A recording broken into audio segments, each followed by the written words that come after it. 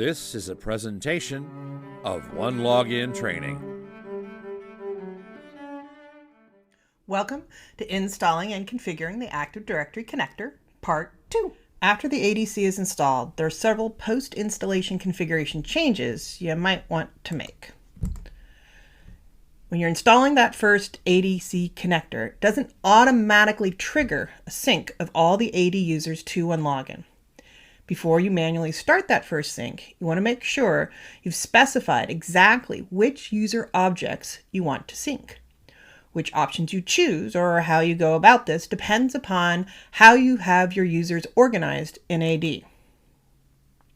Choosing users based upon the OU they are in is probably the easiest option. In fact, you see a list of OUs to choose from during the ADC setup wizard in the OneLogin admin UI. If you have users in more than one domain within your AD forest, you might want to sync with more than one domain. This means you need to select those other domains, the ones you haven't installed the ADC in. You can do this quite easily through the OneLogin admin UI, through the settings of the new connector you just added. You can also use the domain configuration tool, which runs on the server you've installed the ADC on. But it's much easier to make the selection through the admin UI. If you want to choose which users will sync with OneLogin based upon Windows security groups they belong to, you will have to use that domain configuration tool. Again, runs on the servers you installed the ADC on. The plan is to move these settings to the admin UI in the future, but for now, you'll have to use that domain config tool, and you'll need to run it and make sure the change is made from each server you install the Active Directory connector on. All right, so you might be thinking to yourself, why wouldn't I want to sync all my users? Well, what about service accounts, right? Often have those service accounts that are used for applications, not really user accounts, but they are domain user accounts within Active Directory. So again, depends upon how those service accounts are managed within your AD environment. Don't want them to sync with OneLogin. So ideally, they're all in their own OU. Again, selecting based upon OU is the easiest thing to do. But if they're not already in their OU, you might have to put them in a security group. Again, why wouldn't you want to put them all in their own OU now? Well, you might have like group policies, and if you start moving them around, that could have some disastrous effects, putting them in a different OU. So your only option then would be to create a security group, put them into a security group, and then choose not to include that security group in the sync. Again, that kind of change means that you have to make the settings selection using that domain configuration tool. But again, easiest way to filter users based upon the OU you're in. So here we can see the option. It's actually, again, the second step, part of that Active Directory setup wizard within the OneLogin admin UI. All you need to do is expand, view the OUs, select the ones you want the users to be from when they're syncing, and then click that Finish button. If you don't do it during the setup wizard, certainly have the ability to change it after the fact. So you just need to go to the settings for the Active Directory connector itself. You'll see an OU tab over there on the left-hand side. And again, expand, select the user OUs that you want. So let's take a look at where we can go select these OUs. So here we can see that second step that's added into the Active Directory setup wizard. I can expand my domain. I can check the entire domain and all the OUs if I wish to, or I can just select, again, particular OUs that I want to sync with. When I'm done, all I do is click Finish. Now, again, I do have the ability to go back in and change this or do it if I forgot to do it, whatever it is, by going to that connector after the fact. We can see OU selection over here on the left-hand side if we're getting here for the first time or At a later time, we can go to users menu, directories, select that Active Directory connector, and again, see OU selection over on the left-hand side. So select it, basically very similar to what we saw in the setup wizard. Again, go back, select, deselect, however I wish. Now, keep in mind, if you've added in a new OU to Active Directory, you certainly want to come back in here and select it if you want the users in the new OU to be syncing with OneLogin, or if you change your OU structure, again, you're going to want to come back over here and make sure the correct OUs are selected, right? Right? You need to make sure if there are any changes, again, on the AD side, as far as those OUs, whether you got rid of them, you added new ones, you moved them around, whatever it is, you want to make sure that you still have the OUs that you want selected and synced with OneLogin checked off over here. So do make sure that you do that. Again, will have a huge impact on your users. For example, if we like move an OU out from underneath the top level OU that's selected over here, then all those users could become disabled over in OneLogin. So be very, very careful. Okay. Again, where can you make the OU selection changes? Quite easily over here on the OU selection tab. The OneLogin Active Directory connector needs access to user objects in your other domains in order to integrate the users from those domains into OneLogin.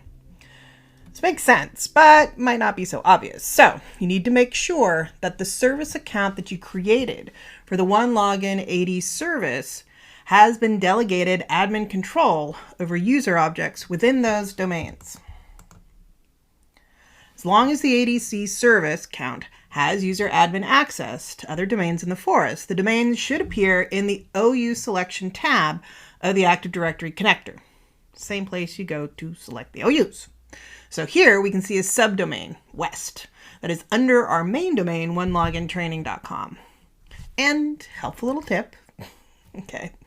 If you've made changes to your AD environment, like adding, moving, or deleting OUs or domains, and you don't see the changes here in the OU selection tab, you can force the ADC service account to query for the new objects by restarting that service account over on, again, the servers that you installed the Active Directory connector on.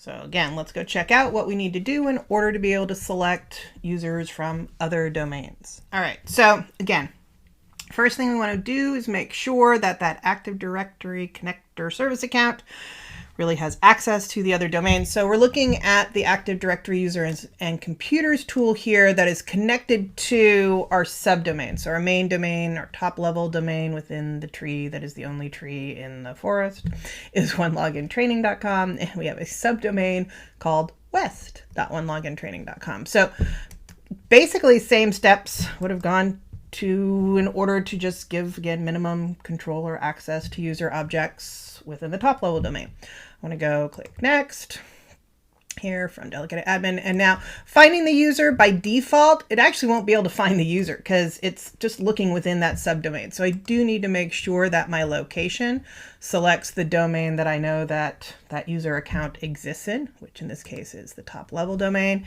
And now I can type in OneLogin and just do a little quick check names here to go find it and click OK. So now we've specified the account we want to grant the access to, and we're going to click next, and we just say, please allow them to create, update, reset passwords kind of things for those users. Click next and finish.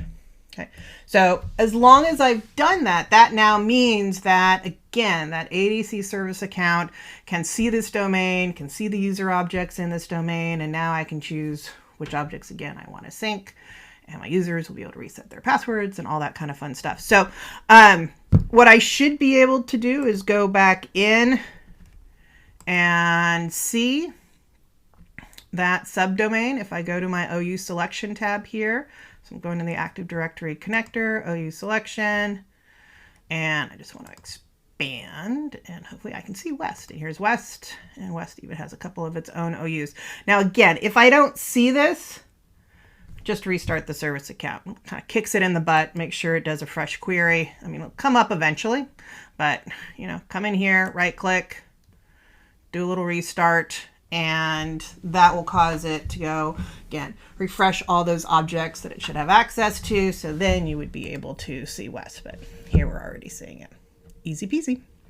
The last filtering option is based off of which Windows security groups users belong to. And as we have already stated, at this moment, this change can only be made using the domain configuration tool. So if you checked the Launch Domain Configuration Wizard checkbox before you clicked Finish during the Active Directory connector installation, the Domain Configuration Wizard will pop up. Or you can just open it after the fact from Program Files.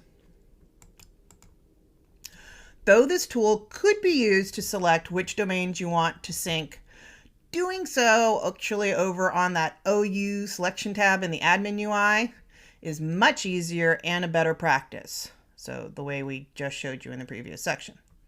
The main purpose of this tool currently is to specify again which Windows security groups a user must belong to in order to be synced with OneLogin.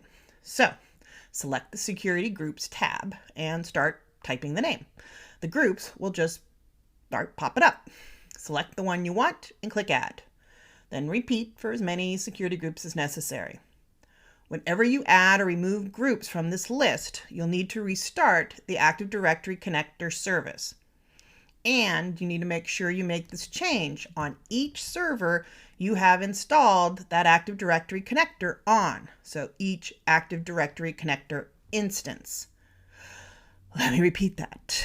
If you have that Active Directory connector installed on multiple servers, which you should for best practices, and you want to filter users that get synced with OneLogin based upon Windows Security Group membership, you will need to modify the config file on each server. And you modify the config file initially by running this domain configuration tool. Again, tool is located underneath Programs Files. It's actually the x86 program files. Then OneLogin Inc., OneLogin Active Directory Connector should be at the top of the list there. AD Config Wizard. And as I actually mentioned just a few seconds ago, that wizard is behind the scenes making change to a config file, the connector services.exe.config. So it's not always a good idea to directly modify config files because it's so easy to mess up things and mistype them. But sometimes it might be necessary to directly modify the file if the tool doesn't seem to be working correctly.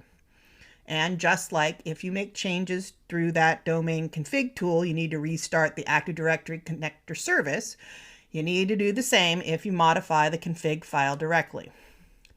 Don't forget again, if you've got multiple Active Directory connector instances, i.e. you installed the software on multiple services, you'll need to make the change on each server.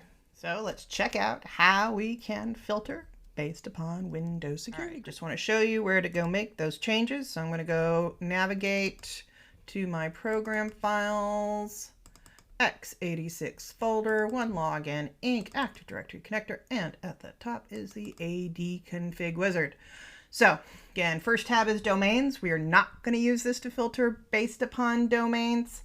Not a great practice. Use the OU selection tool within the OneLogin admin UI for that. But we can use it for security groups. So you can see I already have a couple of security groups here. And again, to add those security groups in, just start typing the name. It'll start matching based upon what groups there are. And I can simply select the ones that I want. Click Add. I can repeat this multiple times. Click Add. And okay. So will not take effect, right? It's going to warn me, won't take effect until that service restarts, and it kindly gives me the option to restart right here. So sure, yes, please, let's do that. Okay, so that's all I need to do. Easy peasy. All right, so there are a few other settings you might actually be kind of interested in checking out when it comes to configuring your connection to Active Directory. First and foremost, which fields from Active Directory do you want to match to fields within OneLogin? So you can go over to the Directory Attributes tab of the Active Directory connector that you just added. And you can see the standard fields like their first name, last name, which translate to given name, and surname or SN over in Active Directory and such, are already mapped by default, as well as the directory fields. Those are the ones towards the bottom of the user info tab, the user object over in OneLogin. And again, those are used in Active Directory as unique kind of identifiers of the OneLogin user objects that exist in OneLogin. So those are mapped by default as well. And you can also add in any custom fields here. So other fields that you have in Active Directory, either out of the box or custom that you've added to Active Directory, you can map them to any additional or custom fields that you add to users within OneLogin. The last tab is the Advanced Settings tab. It's got a lot of different settings on it. We'll go through each one by one here. So first one is the base DN, base distinguished name. It was actually a setting that's used to kind of designate a domain controller you'd prefer to sync with. It's been deprecated, but it's still there. We also have a mappings toggle, which is enabled by default. This controls whether you can use those directory fields like member of in your mapping definitions within OneLogin. So mappings in OneLogin are part of our automation system where you can automatically assign users, say, to a role, which will then in turn assign them to particular applications, or assign them to a OneLogin group, which in turn will assign a user policy, which controls how that user really just logs into OneLogin. So you can automatically assign users to either OneLogin roles or OneLogin groups based upon their attributes. So this mapping toggles just says that some of those attributes can be coming from those directory fields, like member of. And remember, member of stores the Windows security groups that they belong to within Active Directory. So keeping this enabled is usually a good idea, but you do have the ability to disable it if you need to. Next option there is called Stage Users. So by default, this is disabled, and it means that all users, when they are synced from Active Directory, are automatically activated within OneLogin. If you do not wish them to be automatically activated and you'd prefer that, say, an administrator has to come along and approve the fact that they will actually be active in OneLogin, then you can enable stage users here. So click the toggle, turn it green. If you do that, then the users that come in from Active Directory will show as unapproved within OneLogin, and an administrator can come along and approve them. Next down the line is sync user status from Active Directory. So this just means if a user is disabled in Active Directory, they're going to be disabled in OneLogin. Below that, we have another setting that's actually deprecated. It's called Ignore Computed User Access Control. Really only relevant when people were using Windows Server 2003, which by now, hopefully they are not, no longer supported by Microsoft. And last on this particular screenshot here is Enable Smart Password. So this allows users that were originally from, say, another directory like an LDAP directory to have their password actually replicated to Active Directory. So maybe part of this whole process, you're migrating from LDAP using OneLogin in between, and you still want Active Directory out there. So It allows, again, their password basically to be replicated through, therefore users don't have to reset their password as part of your migration process. Continuing down the tab, so we just sort of scrolled further down, we see a checkbox for Enable Auto Switch Sync Failover. So this should be enabled when you have more than one Active Directory connector instance, which you should have for load balancing and failover purposes. So when it's enabled, the user sync process then can automatically be failed over from one ADC instance to another if the primary instance goes down. And so when I say ADC instance, I'm really talking about you've installed that Active Directory connector on more than one member server within the Active Directory environment. So earlier we walked through installing the Active Directory connector on a single server. So Enable Auto Switch Sync Failover doesn't do any good. But later on in this course, we'll actually look at, again, that best practice where you install it on at least 2 servers within the environment, and that's where that auto switch sync failover would come into play, and you'd want to make sure that it's enabled. Below that, we see the login username attribute. So by default, a user's username in OneLogin is actually matched to the email address that you have for them within Active Directory. Login username allows you to choose something else, and your other options are their UPN, or their user principal name that's defined within Active Directory, or perhaps their SAM account name. Again, those are some of those directory attributes that exist over in Active Directory and are synced by default over into OneLogin. Below that, we see underneath exporting users, the checkbox that says provisioning enabled. So this is one of the settings that has to be checked if you want basically a two-way sync between Active Directory and OneLogin. So you want the behavior to be such that if a user is created in Active Directory, they are then created over in OneLogin, and vice versa. If a user is created in OneLogin, you want that user created over into Active Directory. The default is it is a one-way sync. What we have set up until now is simply a one-way sync. Users created and are updated, deleted, disabled, etc. in Active Directory. Those changes replicated over to OneLogin. Checking this checkbox is part of, there are a few other settings that are necessary. We'll take a look at them later on, but part of what is necessary to enable a two-way sync. Below that, we see another option, deleted users. So we talked about status a few seconds ago on the previous slide, really, where if their status, like, is disabled in Active Directory, we'd like them disabled within OneLogin. But what about if they're deleted in Active Directory? So this option specifically controls what happens if they're deleted in Active Directory, and your choices are either leave them unaffected, so don't change them at all within OneLogin, or you can disable them or delete them. Those are the other two options in that dropdown. And notice the note there, account owners are not suspended or deleted. So if the account owner actually is a Windows user coming from Active Directory and synced with that user account, that one will not be disabled or deleted no matter what. It is a best practice that your account owner not come from Active Directory, but we try to build in a little bit of protection there. All right, continuing on down. Next option, enforce OneLogin password expiration policies. So how long until I have to reset my password? Okay.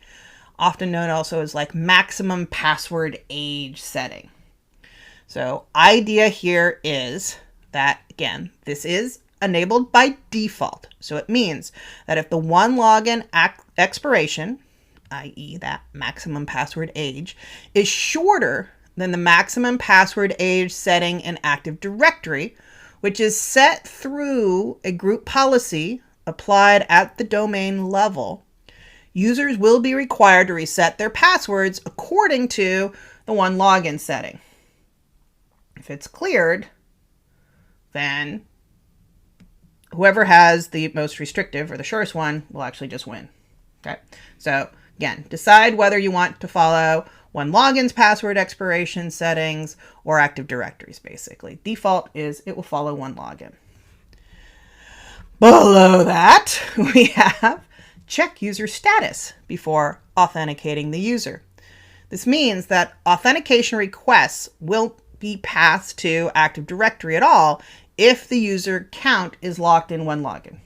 Kind of makes sense. Why should I bother trying to authenticate them against Active Directory if the user account is already locked within OneLogin? So by default, that guy is enabled. And then last but not least, do not write user status back to Active Directory.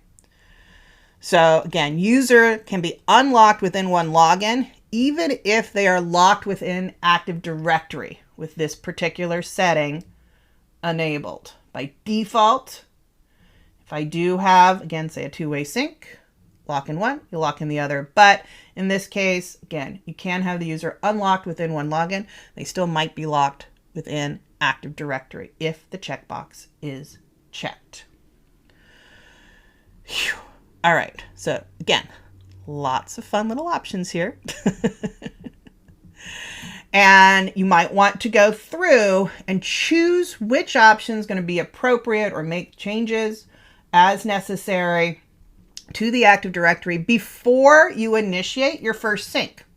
Kind of makes sense. So you want to make sure you've chosen the correct OUs or security groups or even domains, as we just talked about, chosen which fields you want to pull over into OneLogin, populating those user fields within OneLogin, which again, remember, can be really, really helpful for things like my mappings, any of those automation type of tasks within OneLogin. And again, some of these other settings as to what's going to happen when users are deleted in Active Directory or disabled in Active Directory, or etc. Okay, so go through, choose the settings that make sense for you, and then you can initiate a manual sync.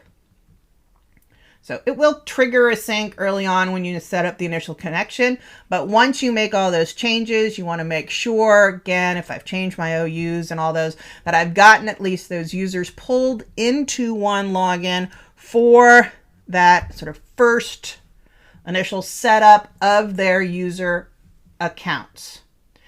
After you've pulled in all these initial users, syncs will happen automatically when users are created or updated within Active Directory. So you don't have to manually sync from that point forward. But if you make some of these setting changes, you might want to use the manual sync process here to make sure that your users are updated appropriately based upon whatever setting changes you had made. This concludes part 2 of installing and configuring the Active Directory connector.